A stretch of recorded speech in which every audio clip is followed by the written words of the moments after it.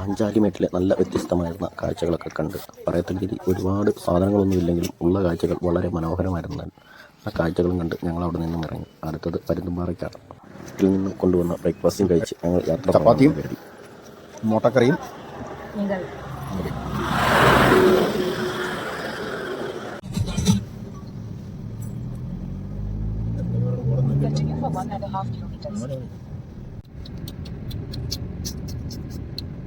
അങ്ങനെ കാഴ്ചകളും കണ്ട് ഞങ്ങൾ പയ്യെ പരുന്തുംപാറയ്ക്കുള്ള യാത്ര തുടർന്നു. നല്ല മനോഹരമായ കാഴ്ചകളായിരുന്നു. രാവിലെ ആയതിനാൽ അത്യാവശ്യം തണുപ്പും എല്ലാമുള്ള നല്ല പ്രകൃതി ഭംഗിയോട് കൂടിയ തേയിലത്തോട്ടം.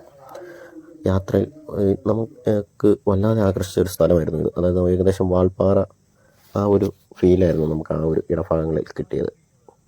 നല്ല ഹോം മെയ്ഡ് ചോക്ലേറ്റുകളുടെയും എല്ലാം ശേഖരം. പെട്ടെന്നൊരു പശു വഴിയിലുണ്ടായിരുന്നു. അതും കഴിഞ്ഞ് വീണ്ടും ആ യാത്രയിലുടനീളം വന്നു പെട്ടെന്ന് ശ്രദ്ധയിൽപ്പെട്ടിരിക്കുകയാണ് സ്ലിപ്പ് ലൈൻ സംഭവം. കൊള്ളായിരുന്നു. വളരെ ആകർഷകമായ രീതിയിലാണ് അവരോട് എല്ലാം പ്ലാൻ ചെയ്തിരിക്കുന്നത്. അവരാവുന്നതിന് ഞങ്ങളെ വിളിച്ചു. പക്ഷേ ഞങ്ങൾക്ക് താല്പര്യവും ഇല്ലായിരുന്നു, പിന്നെ പൈസയും എല്ലാം കാരണമാണല്ലോ. അങ്ങനെ അവിടെ കുറച്ച് ഫോട്ടോഷൂട്ടുകളൊക്കെ ഉള്ളത് സ്ഥലങ്ങളൊക്കെ വീഡിയോ എടുത്ത് അങ്ങനെ അവർ ഞങ്ങൾക്ക് ഡെമോ ഞങ്ങൾക്ക് വേണ്ടി നടത്തി. ആ ഡെമോയാണ് ഇങ്ങനെ കാണുന്നത്. അവരുടെ ആൾക്കാർ തന്നെ ജസ്റ്റ് എന്താണ് പേടിക്കാനൊന്നുമില്ല, സേഫ്റ്റിയും കാര്യങ്ങളും എല്ലാം അവർ നമ്മളെ ബോധ്യപ്പെടുത്തിയതാണ്. ഇത് നല്ല നല്ല സഹകരണമുള്ള കുറേ ചെറുപ്പക്കാരായിരുന്നു അവിടെ ഉള്ളത്. നല്ലതാണ്. നമുക്ക് പരുന്തുംപാറയ്ക്ക് പോകുന്ന വഴിക്ക് ഒന്ന് കയറാം, കാരണം അവർ നല്ല സഹകരണമുള്ളവരാണ്. പിന്നെ അവിടെ നേരെ പരുന്തുംപാറയിലെത്തി. പരുന്തുംപാറയിലെത്തുമ്പോൾ നമുക്കുണ്ടാകുന്ന ഒരു ഫീൽ എന്ന് പറയുന്നത് ആകാശത്തെ തൊട്ട് നിൽക്കുന്ന ഒരു ഫീലാട്ടോ.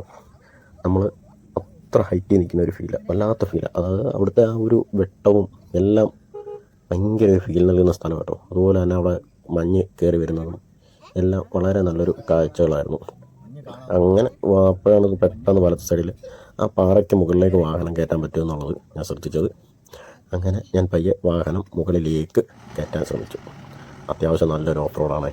ഈ വീഡിയോയിൽ കാണുന്ന പോലെയല്ല, സ്ഥലമെല്ലാം നല്ല രീതിയിൽ അടിവണ്ടി അടിയൊക്കെ തട്ടുന്ന രീതിയിലാണ്. വളരെ സൂക്ഷിച്ച് വേണം നമ്മൾ വാഹനം മുകളിലേക്ക് കയറ്റാൻ. അപ്പോൾ വാഹനം കയറ്റരുതെന്നൊന്നും പറഞ്ഞിട്ടില്ല, അതുകൊണ്ടാണ് വാഹനം കയറ്റിയത്.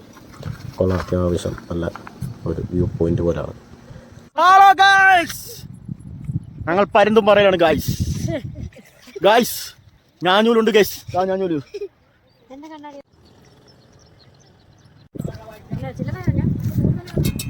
എനിക്ക് വേണ്ട.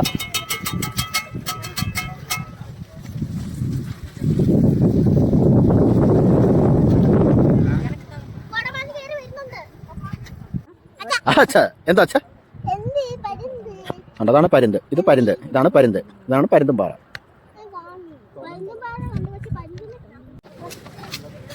അല്ല മുളക്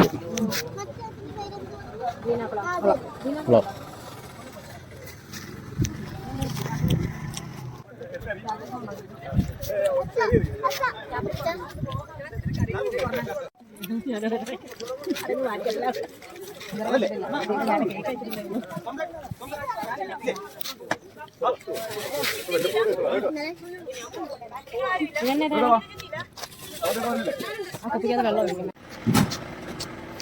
അടി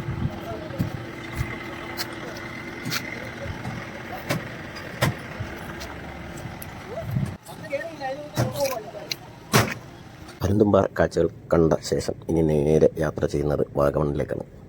വാഗമണ്ണിലാണ് ഒരുപാട് കാഴ്ചകളുള്ളത്. എന്നാൽ ഇപ്പോൾ വാഗമണ്ണ് കാഴ്ചകൾ ചിലവേറിയ കാഴ്ചകളാണ്. ഗ്ലാസ് ബ്രിഡ്ജുകളും സിപ്പ് ലൈനും അങ്ങനെ പാരാഗ്ലൈഡിങ്, അങ്ങനെ ഒട്ടനവധി സംഭവങ്ങൾ ഇപ്പോൾ വാഗമണ്ണിലുണ്ട്.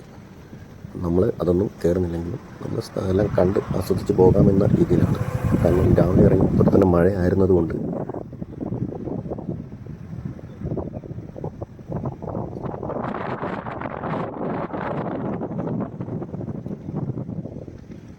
കാണുന്നതാണ് ഇവിടുത്തെ ഗാർഡനാണ് വാഗമണ്ണിൽ. അതായത് നമ്മൾ അഡ്വഞ്ചർ പാർക്കിലേക്ക് കയറുന്ന ഭാഗത്ത് തന്നെയാണ് ഈ ഗാർഡൻ. ഏറ്റവും ഓർമ്മ വേണം. അപ്പോൾ ഈ ഗാർഡൻ രാത്രി സമയങ്ങളിൽ ഇവിടെ കയറുന്നതിന് 100 രൂപയാണ് കേട്ടോ. ഇത് ഫുള്ള് ലൈറ്റും എല്ലാം കൂടെ കയറുമ്പോഴത്തേക്ക് 100 രൂപയാണ്. നമ്മളവിടെ കയറിയില്ല. നമ്മളല്ലാതെ പകൽ സമയങ്ങളിൽ 60 രൂപയാണ് അവിടെ കയറുന്നതിന്. 130 രൂപയ്ക്ക് 4 പേരുടെ പാസും വണ്ടിയുടെ പാസും എടുത്ത ശേഷം അഡ്വഞ്ചർ പാർക്കിലേക്ക് ഞങ്ങൾ പോയി. അവിടെ കാഴ്ചകളും കണ്ടു മടങ്ങാമെന്ന രീതിയിലാണ് അങ്ങോട്ട് പോയത്. അവിടെയും വളരെ അധികം തിരക്കായിരുന്നു.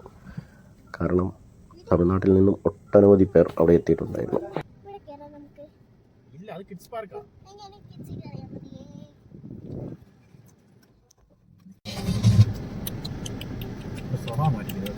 ടിക്കറ്റ് എടുക്കാനുള്ള ക്യൂ ആണോ? അല്ലാതെ ക്യൂ ആണോ?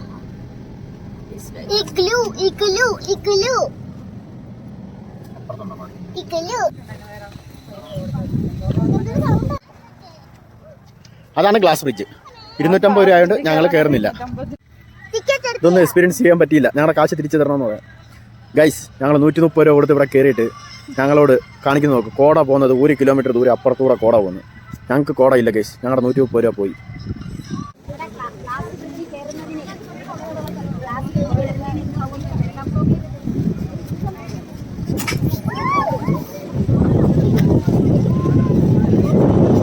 ഗ്ലാസ് ബ്രിഡ്ജ് യാത്രകൾക്കൊക്കെ ശേഷം ഞങ്ങൾ നേരെ എത്തിയത് പയൻ വാലിയിലാണ്. പയൻ വാലിയിലേക്ക് പോകുന്നത് എനിക്ക് താല്പര്യക്കുറവാണ്, കാരണം നടന്നു പാട് വരും. അതുകൊണ്ട് പിന്നെ നമ്മൾ പോയല്ലേ പറ്റൂ, കാണാത്തവർക്ക് കാണണ്ടേ. അങ്ങനെ അവിടെയും വളരെ തിരക്കായിരുന്നു.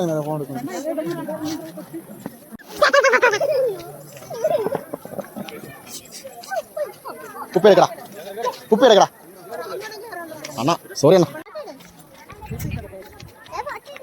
ഞാൻ ഇട്ടിട്ടുണ്ട് വാട്സപ്പിൽ. എൻ്റെ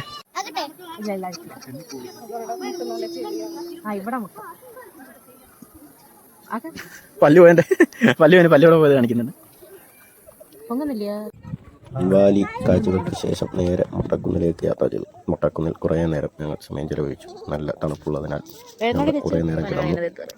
അതിന് ശേഷമാണ് അവിടെ നിന്നും ഇറങ്ങിയത്. അപ്പോഴേക്കും മഴ വന്നു, ഇടിമിന്നലായി.